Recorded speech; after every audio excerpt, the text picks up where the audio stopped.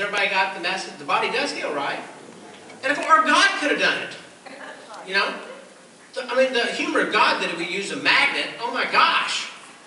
Anyway, so I get a call from an ex-employee, and he says, you know, Pat, I heard you're walking and stuff. What happened? And I said, well, you know, his name was John. I don't really know. I said, my wife put some magnets on me, and you know, by the way, she didn't tell me that she was working with a doctor down in the medical center that actually had good experience with the magnets. You wouldn't have listened anyway. That's true. So, John said, you know, I got this little girl at home that's 4 years old that's having some challenges. Would maybe you and your wife would come out and maybe you could help me. And I'm going, oh, well, John, I'm not even convinced myself, but call my wife. So John calls Suzanne, and Suzanne says, a little girl, maybe we could help her. And I'm thinking, well, they live out in Spring, Texas, and we live in Sugar Land. That's an hour and a half away. And I'm thinking, an hour and a half, you want to drive all the way out to Spring, Texas to try to help a little girl? On a Sunday afternoon. On a Sunday afternoon. And she says, yes, you're going. And I said, oh, okay. I guess I am. And so out we go, we put this car up, and then about 3/4 of the way to Spring, Texas, she says, oh, by the way, we're going to loan them these products. And I said, we're going to loan them products? I said, are you serious? Don't these things cost a lot of money? Remember, I hadn't had an income in 4 years. And she says, well, I don't know what it's going to do with this little girl, and we just got to go see them. We're just going to loan it to them, and they don't have a lot of money anyway. So we pull up in this neighborhood, and it's a trailer home park. And I'm going, a trailer home park, okay. And not only that, the trailer homes are not wonderfully beautiful trailer homes. They're kind of rugged, and there's a lot of stuff around. I'm sorry. I talked too long, Dave. I apologize. Anyway, so we go to this trailer park, and we climb in these stairs, and of course I could just barely climb anything at the time. I mean, I came up these stairs pretty good 13 years later, but I could barely climb in the stairs and stuff. But we get up in there, and we meet this couple, and they got this beautiful little girl that's 4 years old that has cerebral palsy, and she's like this, and it's severe.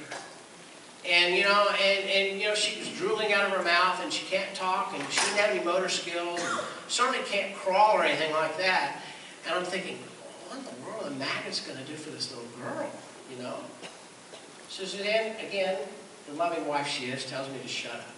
And so she puts a little bed on the floor where this girl sleeps, and she puts shoe inserts in her shoes, right?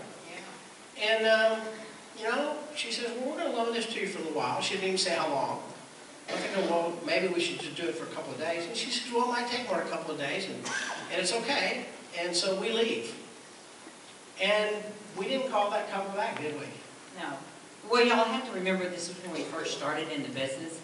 We really didn't know how to run our business as a business. We didn't have a Rick Murphy to tell us. We didn't. Oh, gosh, no. We didn't know about all that. We didn't know about all that stuff. You hadn't invented all this stuff yet, so we just, no one ever told us to follow up. This was the dark ages of NIKKEN, right? And you know, I was thinking, hey, you know, if there was something that would happen, that people would call us. Wouldn't you agree?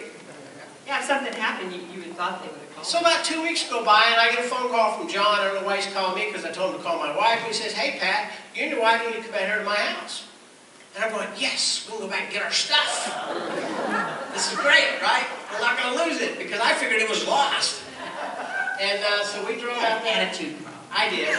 So we drove out to Spring, Texas, and what happened?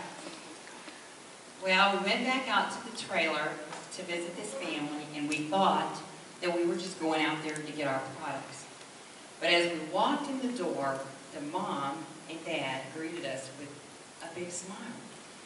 And we heard the mother call out the little girl's name. And as we stood there, this little girl came crawling down the hall, came around the corner. And as we watched her, she was able to pull herself up in a platform rocking chair and rock herself. It was amazing. It was a miracle. Yes. And you know, in my nursing career, I had seen things that were pretty miraculous. I'm not sure I'd ever seen anything even remotely close to that. But it totally changed our view of what possibilities are. And it really, really changed Pat's life. Oh, listen, I lost it. You know, I started crying. you know, I couldn't stop. I mean, I was just amazed. Helping a little girl crawl. They couldn't crawl. I said, wow, what a jerk I've been. So they hugged me like I had done something and I was the one that was being the jerk. It changed my life instantly. So after that day, our long ride home to Sugar Land, Pat and I gave our business to the Lord and said, who is it that doesn't deserve that kind of hope? Who is it that doesn't deserve to have that knowledge? And it really, really changed our lives. But we have to tell you the rest of the story. You know, how many people here have ever tried to work together as a couple? It's so simple, isn't it? Yeah, right. Well, you know, I've been a manager for a long time of a large corporation and had several hundreds of employees, and Suzanne had been a manager and had several hundred employees. And now we're thinking we want to go out and make a difference for other people. But I'm thinking, hey, maybe there's a way that we could also generate some income, right? And so Suzanne went out and did a great thing. She recruited 17 nurses. She did a call to action. And they were out putting products on patients and their families and their moms and being successful. And about the third month into this, what happened? Well, about the third month, I got a check for like $2,600. Yeah, it was somewhere in the, I don't even remember what, 23, 2,700. You know, we've embellished this story so many times, we don't know how much it was. It got his attention. It got his attention. But it was over $2,000, and it sure got my attention. I said, hey, you know, that's a pretty good deal. Because I was thinking I was going to get my legs back and learn how to walk again, and I was going to go get my old corporate job back, you know, and it was like, not going to happen. Applied to the company said, well, you know, if you're walking and everything and you're healthy now, we could find you a gas station to run. And I said, well, you know, at this point I'll take anything. So they hired me to run a gas station in October of '97. And that was the hardest job I ever did in my life. It was one thing to manage all those, but it was another thing to actually run one. And then on top of that, they only paid me a third of what I used to make. You know, people come in convenience stores and they have guns. That was the part I didn't like. Yeah, so it was an amazing transition. I was thinking, you know, honey, if we could work together, maybe we could actually grow this into an income-generating vehicle by helping a lot of people. Is it okay to help people? Yeah. Yeah. And we wanted to make a difference, but we wanted to make a difference we had big visions. We talked about it. We wanted to make a difference all over the world. We didn't have small visions. And I was thinking, you know, if this stuff really does what it did for me and this little girl, you know, we could make $100,000 a month. Because I'm kind of money motivated. And, you know, and so Suzanne was doing this, and I said, well, you know, I'm a sales manager. I'm going to go out and put together a sales team.